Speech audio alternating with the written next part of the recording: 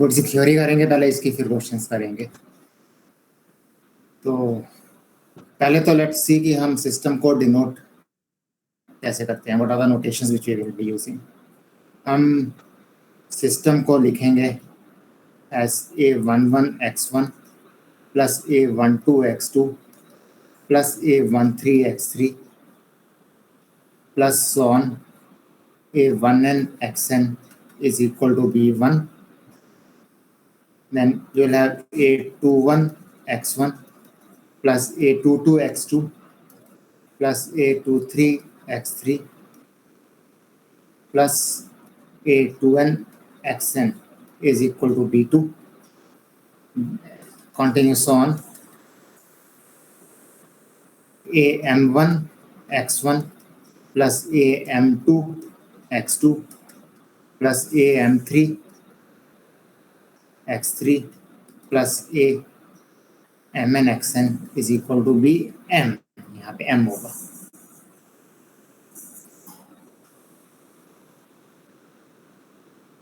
तो ये आपके पास इक्वेशंस हैं। How many equations are these? M equations. M equations. So there are a total of m equations which I am writing. ठीक है। x1, x2, xn are the variables. तो कितने variables होंगे? N. N variables. ठीक है। So this is generally what we call as a system of m equations in n variables. ठीक है। m और n में कोई रिलेशन नहीं है, छोटा बड़ा इक्वल कुछ भी हो सकता है। अगर m इक्वल टू n है तो स्क्वायर सिस्टम बन जाएगा, अगर इक्वल टू n नहीं है तो रेक्टेंगुलर सिस्टम बन जाएगा। So you have a system of m equations in n variables. Okay, जो ये हैं A11, A12, A13, A1n, these are called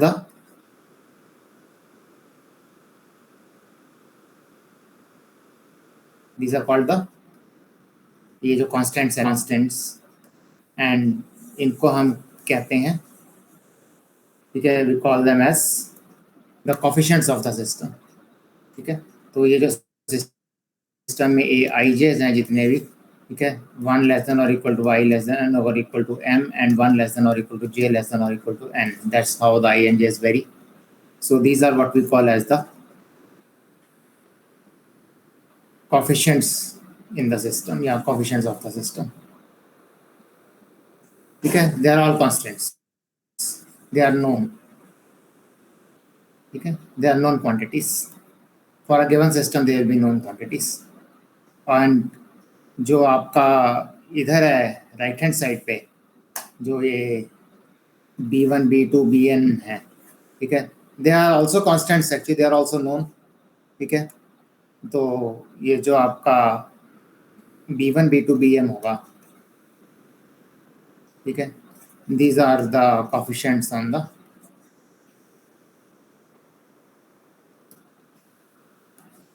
right hand side of the system. ठीक है, they are also the coefficients. ये लेकिन आपके राइट कोफिशिएंट्स या constants on the right hand side of the system. ठीक है, they are also known quantities. किसी भी सिस्टम के लिए they will also be known. जो x1, x2, xn है, दे आर द वेरिएबल्स। ठीक है, and these are unknowns, and our aim is, ठीक है, the aim is to find the values of x1, x2, xn which satisfy the system. Satisfy the system का मतलब है, ठीक है, satisfy the system का मतलब है कि all equations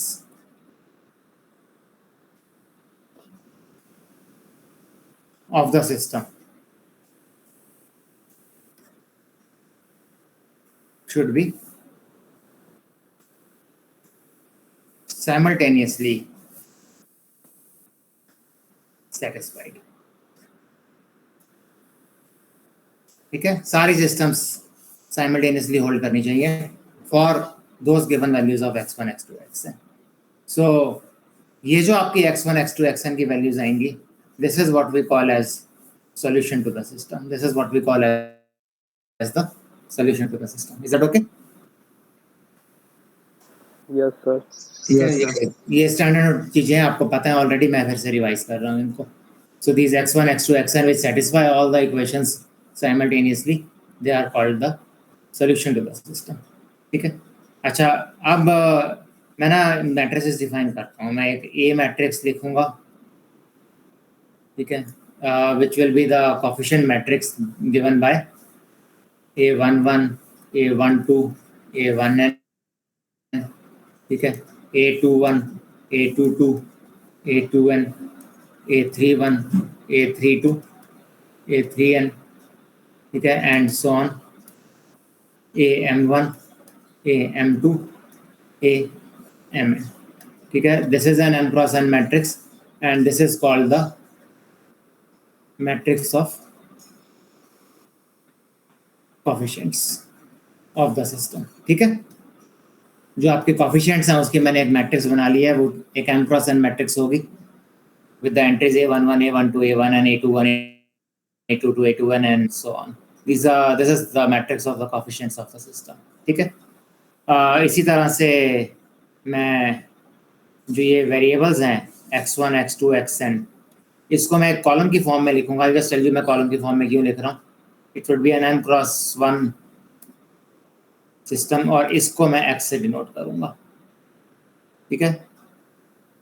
This is what we usually call as the column vector of variables. और इसका ऑर्डर n cross 1 होगा क्योंकि n वेरिएबल्स हैं तो इसका ऑर्डर n cross 1 होगा. ठीक है. एंड सिमिलरली जो आपके पास कॉन्स्टेंट्स हैं राइट हैंड साइड पे b1, b2, bm, उसको भी मैं कॉलम की फॉर्म में लिखूंगा. वो एक m cross 1 कॉलम होगा. These are the constants on the right hand side. ठीक है. और इसको मैं स्मॉल b, ये कॉलम वेक्टर है अगेन स्मॉल b. ठीक है. इसके एंट्रीज जो होंगी वो b1, b2, bm होंगी. तो I denoted by small b and there will be the constants on the right hand side. ठीक है. ये अगेन एक कॉलम वेक्टर होगा. So if I have these, तो ए जो है वो मेरी एक m cross n मैट्रिक्स है. ठीक है. x is n cross 1 and my b is m cross 1. तो अगर आप ऑर्डर कंपैटिबिलिटी देखो मैट्रिक्स मल्टीप्लिकेशन की, तो a इंटू एक्स को मैं मल्टीप्लाई करूंगा तो मुझे एक m cross 1 मैट्रिक्स मिलेगी. ठीक है. And I can equate them with bm cross 1. You understand मैं क्या कह रहा हूँ. मैं यहाँ पे लिख देता हूँ. Yes, sir. ठीक है. Just let me right it down. ये मेरा 2-3 दिन से पेन नहीं ठीक चल रहा है, इसका टच में कुछ प्रॉब्लम है. ओके. तो ये मेरे पास होगा A11, A12, A1n. ठीक है. A21, A22, A2n, फिर A31, A32, A3n. ठीक है. And so on AM1, AM2, AMn. ये m cross n हो जाएगा. ठीक है. इसको मैं मल्टीप्लाई करूंगा x1, x2, xn से, और इसको ये m cross 1 है. आंसर जो आएगा वो m cross 1 होगा. तो उसे मैं b1, b2, bm से इक्वेट करूंगा m cross 1 से. आई कैन डू दैट क्योंकि मैट्रिक्स मल्टीप्लिकेशन कंपैटिबल है. ऑर्डर्स आपको पता है ठीक चल रहे हैं. तो अगर मैं इक्वेट करूंगा तो मेरे पास दोनों तरफ कॉलम वेक्टर आएगा. राइट हैंड साइड पे तो ऑलरेडी कॉलम वेक्टर है m cross 1. Right hand side को मल्टीप्लाई करूंगा तो भी मेरे पास कॉलम वेक्टर आएगा. तो अगर मैं उन कॉलम वेक्टर्स में m एंट्रीज होंगी, अगर मैं उन m एंट्रीज को रिस्पेक्टिवली इक्वेट करूंगा तो मुझे क्या मिलेगा. मेरी लेफ्ट हैंड साइड पे पहली एंट्री क्या आएगी मल्टीप्लाई करके, A11 into x1. A11 x1 A1 to x2 plus A13 plus x3, ठीक है। Yes, और sir. उसको अगर मैं राइट हैंड साइड की पहली एंट्री से इक्वेट करूंगा तो वो इक्वल टू B1 बन जाएगा, yes ठीक है। So what does that gives me, वो मुझे क्या देगा, मेरी पहली इक्वेशन, yes sir ठीक है। और इसी तरह से अगर मैं दूसरी एंट्री को इक्वेट करूंगा, दूसरी एंट्री क्या आएगी राइट लेफ्ट हैंड साइड पे, A21 x1 A22 x2 तो सारे ऐड होते जाएंगे ऐसे। वो सारे ऐड होते जाएंगे, ठीक है। तो उसको अगर मैं राइट हैंड साइड की दूसरी एंट्री से इक्वेट करूंगा तो मुझे क्या मिलेगा, my second equation, right, Yes, sir. ठीक है। एंड सो तो इसी तरह से मैं सारी एंट्रीज को इक्वेट करूंगा तो मुझे अपना सिस्टम मिल जाएगा। सो इसका मतलब जो मैं ये लिख रहा हूँ यहाँ पे A X is equal to B, ये जो मैं लिख रहा हूँ इसको मैं, अगर मैं ऑर्डर्स को 2 मिनट के लिए इग्नोर कर दूँ तो मैं इसको A X is equal to B लिख सकता हूँ, ठीक है। तो मुझे पता है ए एक्स और बी क्या है। So this is nothing but the matrix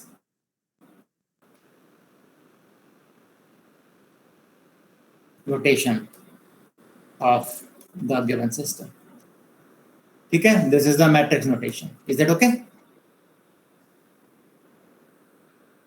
तो जो हमारा सिस्टम था A11 x1 plus A1 n xn is equal to B1, A21 x1 plus A2 n xn is equal to B2, ठीक है, and so on.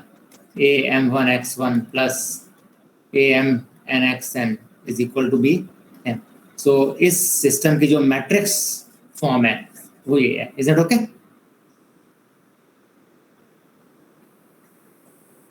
Yes, sir. इसकी matrix representation ये होगी, ठीक है। So these are the notations which I will be using.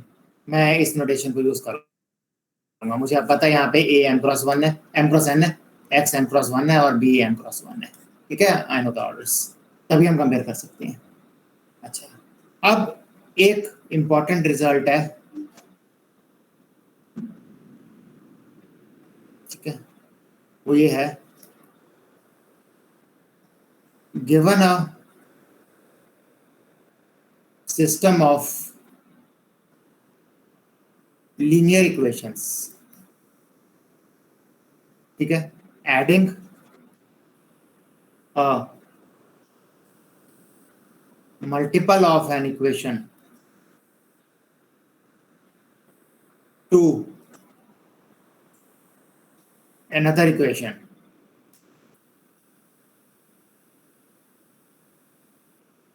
does not change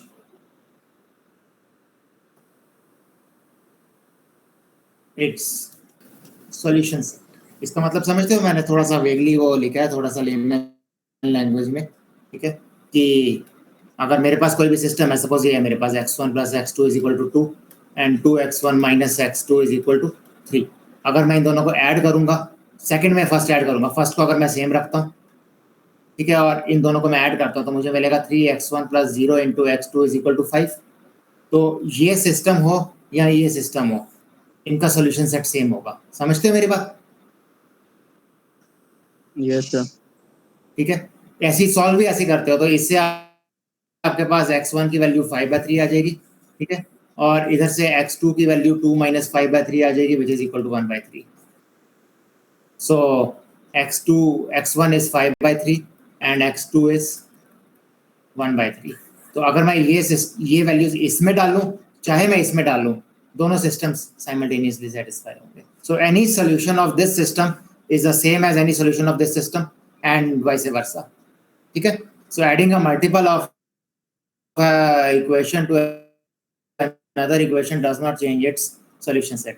Not only adding a multiple, अगर मैं रोज equations की पोजीशन इंटरचेंज कर दूं या इक्वेशंस को किसी कांस्टेंट से मल्टीप्लाई कर दूं, ठीक है, ठीक है। So if I change the position of the equations, if I change the order of equation, ठीक है, और if we multiply an equation by a non-zero constant, ठीक है, still the solution set remains the same. ठीक है? You understand? If I change the order of the equation, if I multiply an equation by a non-zero constant, still the solution set remains the same. Is that okay? Okay. तो पहले मैंने ये लिखा था, this thing. ठीक है? और अगले पेज पे मैंने ये दो चीजें लिखी हैं. Changing the order of the equation or we multiply equation by a non-zero constant. So basically what I am saying is कि applying elementary row operations does not change the solution set. ठीक है? Row operations, column की बात नहीं कर रहा. ठीक है? So what I am saying is that applying elementary row operations, ठीक है, does not change the solution set of the system. ठीक है? Is that okay? तो I am applying basically elementary row operation. मैं equations को rows मान के I am thinking of equations as rows and then I am applying elementary row operations. That is not going to change the solution set of the system. Fine? You understand मैं क्या कह रहा हूँ?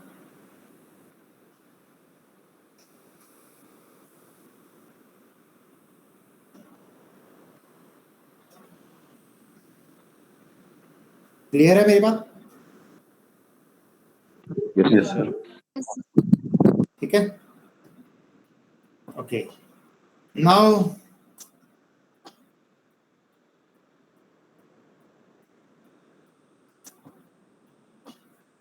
एक बस अब we are almost reaching a point जहां हम स्टार्ट करेंगे. तो ये मैं फिर से अपना सॉल्यूशन वो लिख रहा हूँ, सॉरी इक्वेशन सिस्टम लिख रहा हूँ.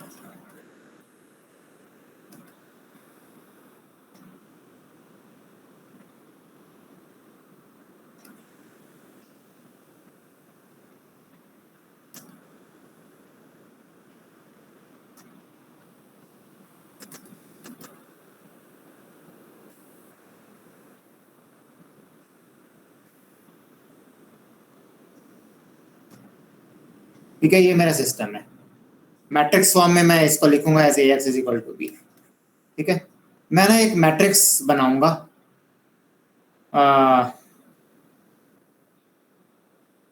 जस्ट अंडरस्टैंड मैं क्या लिख रहा हूं.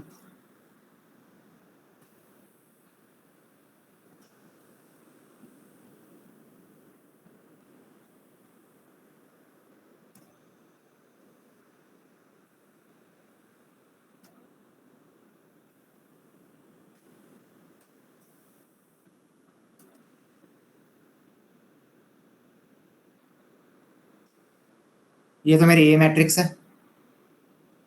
ठीक है? मैं यहाँ पे बस जस्ट टू सेपरेट मैंने यहाँ पे लाइन सी बनाई है, डॉटेड लाइन, और राइट हैंड साइड पे मैं लिख रहा हूँ b1 b2 b3 bn. You understand? मैं ये लिख सकता हूँ क्योंकि सेम नंबर ऑफ रोज हैं दोनों में. यू अंडरस्टैंड मैं क्या कर रहा हूँ?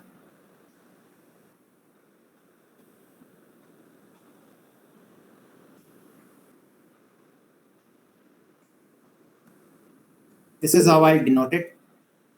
So I am attaching the column B to the matrix A. ठीक है? जो B का कॉलम वेक्टर है उसको मैं A मैट्रिक्स से ऑगमेंट कर रहा हूँ, अटैच कर रहा हूँ. अंडरस्टैंड मैंने क्या किया?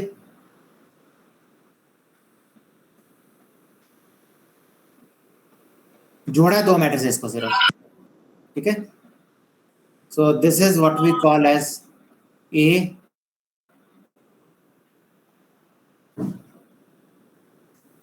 Augmented with B. ऑगमेंट का जो डिक्शनरी मीनिंग होता है वो होता है ज्वाइन करना. ठीक है? तो ज्वाइन, तो मैंने A और B को ज्वाइन किया है. ठीक है? You understand? This is what we call as A augmented with B. Is this okay? Sir वो B इसी का पार्ट है. B जो राइट हैंड साइड है, कांस्टेंट्स है ना जो सिस्टम के, वो इसी मैट्रिक्स का पार्ट है. हाँ, मैंने इसको एक सिंगल मैट्रिक्स बना दिया है A और B को ज्वाइन करके. Okay sir. ठीक है? अब मैं एक लाइन लिखूंगा. It's an easy line to understand, but आपको एक बार थोड़ा सा मुझे समझना पड़ेगा. वो ये है, अप्लाइंग या to solve the given system of equations, ठीक है, it is enough to apply. Yeah, it is the same thing as applying elementary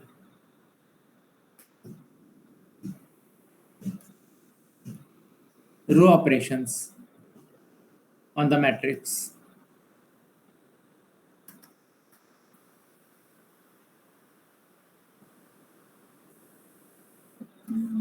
A augmented B. ये अगर मुझे अपना ये सिस्टम सॉल्व करना है, ये वाला, ठीक है, तो अगर मैं अपनी इस ए ऑगमेंटेड बी पे एलिमेंट्री रो ऑपरेशंस लगाता हूँ तो वही ऑपरेशंस लगेंगे जो मैं नॉर्मली सिस्टम को सॉल्व करने के लिए लगा रहा हूँ. You understand? मेरी ये लाइन क्लियर है आपको?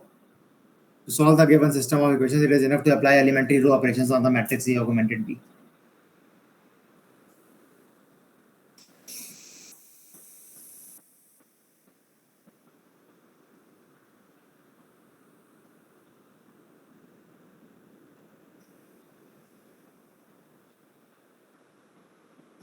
समझे जरा इसको.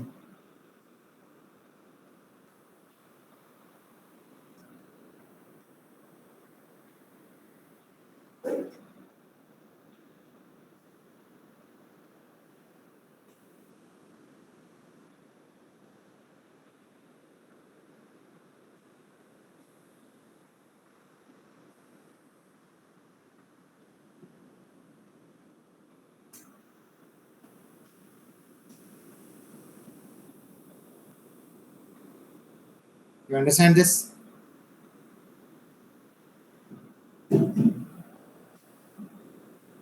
Yes, sir. You can take time to think. कोई बात नहीं. मैं इसके आगे ज्यादा नहीं करवाऊंगा, बस एक लाइन और लिखूंगा, फिर आज के लिए इतना नहीं करूंगा. और सर शायद क्वेश्चन करके ज़्यादा समझ में आ रहा है. हाँ,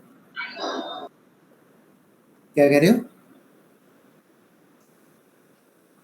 सर शायद क्वेश्चन करके ज़्यादा अच्छा समझ में आ जाए बात. हाँ, क्वेश्चन करके तो डेफिनेटली ज़्यादा अच्छा समझ आएगा. चलो मैं एक लाइन और लिखता हूँ, बस उसके बाद आई स्टॉप फॉर टुडे, फिर हम कल क्वेश्चंस करेंगे. थोड़ी सी थ्योरी और है अभी, ठीक है, थोड़ी सी थ्योरी और है, लेकिन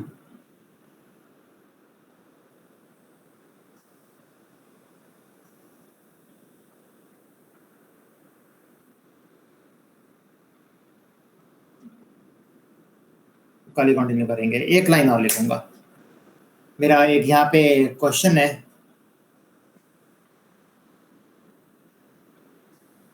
what kind of operations do we apply on a augmented B to solve the system? रो तो है ही है, काइंड तो ठीक है, काइंड का मतलब है what kind of row operations, that's what I'm asking, to solve the system.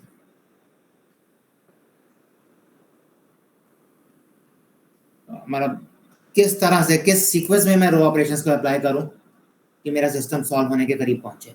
मैं कॉम्प्लिकेट नहीं करना चाहता चीज़ों को, I want to solve the system. So मैं किस तरह से रो ऑपरेशंस को अप्लाई करूं so that I am closer to solving the system.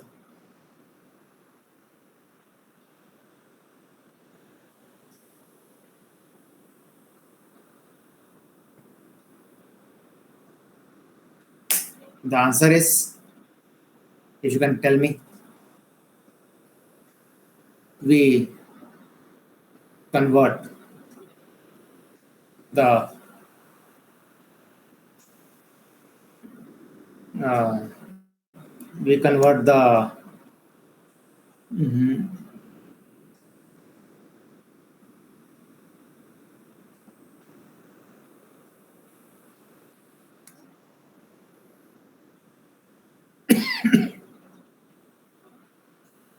matrix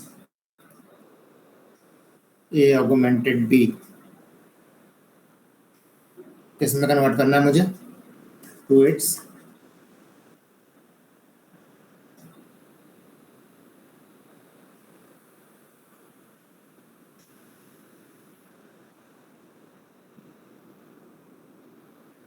मतलब मुझे क्या क्या करके मुझे बेटर लगेगा? जब हम इक्वेशन सॉल्व करते हैं और उस पे हम रो ऑपरेशंस लगाते हैं, नॉर्मली क्या करने की ट्राई करते हैं? चीज़ों को क्या बनाने की ट्राई करते हैं? जीरोस बनाने की। जीरोस बनाने की। तो मैं एक ऑगमेंटेड बी मैट्रिक्स को किस में कन्वर्ट करूं ताकि मेरा सिस्टम सॉल्व हो जाए आसानी से? सर रो क्लोन फॉर्म में। Exactly, I will convert it to its row echelon form. ठीक है, अब देखो मैं धीरे धीरे चीजों को कोरिलेट करूंगा। I will convert it to its row echelon form. Is it okay? ठीक है, यस सर। तो